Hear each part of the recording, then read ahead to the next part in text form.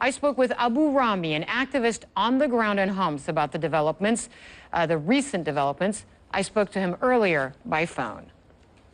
Abu Rami, thank you for being with us here on CNN to tell us more about what's going on in Homs today. Well, thank you for this opportunity. Of course, this step that the regime has taken, it's such as a victory for him.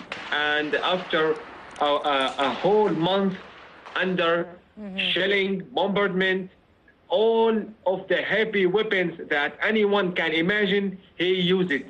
He used the anti-aircraft weapons. He used surface-to-surface missiles, in addition to the mortars and airstrikes also. Abu Rami, while we're speaking to you, we're showing our viewers photos of what is left of some of the buildings in Homs.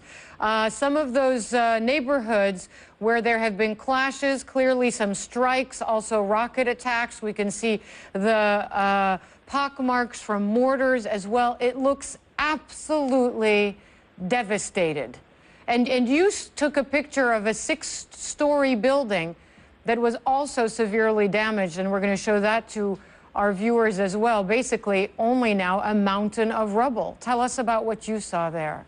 About 7 days ago, in the middle of this campaign of the shelling and bombardment, I went out to the street from far away, and I saw by my own eyes a very large missile.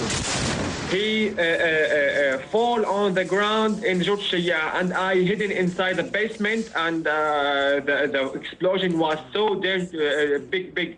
When we went out after about half an hour, and the column of smoke were on everywhere, and the picture you view now, this was a big building, consists of 6 floors. Yeah.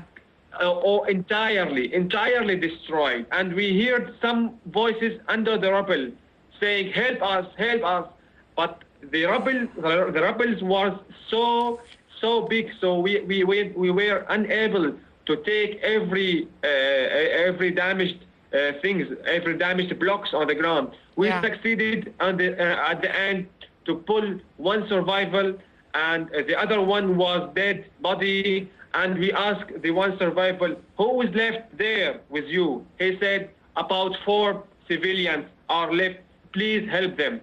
But unfortunately, we were unable to pull them from there, and they were now still under the rubble for the 7th day in a row. It's just such a terrible situation. And regarding Khaldiya, this neighborhood, are regime forces now fully in control of it? And what about you and your family and your friends? Where do you go next? What do you do? Well, I would like to talk about the civilians who are trapped here, those civilians who are still inside besieged districts of Homs. After the regime has set control on Khaldiya, he split the besieged area into 2 sides. One side called Old Homs District. The other side consists of 3 neighborhoods, Al-Kusur, Jurt al-Shiyah, and Al-Karabis. In these 3 neighborhoods, the families are staying there. About 2,000 members, 2,000 civilians are staying there. And those families are very normal families, but for the situation, they are here. They are trapped here, but they are consist of children, elderly, women, infants. They needed milk. They needed some specific medicines for the elderly, for the heart, for the blood, for all of these basically materials that they are needed, in addition to the food. So we frankly reached to a very critical stage nowadays. If there is no reinforcement come to break the siege on us, if there is no any kind of high pressure on the regime to end this siege, I think the upcoming days will be the worst.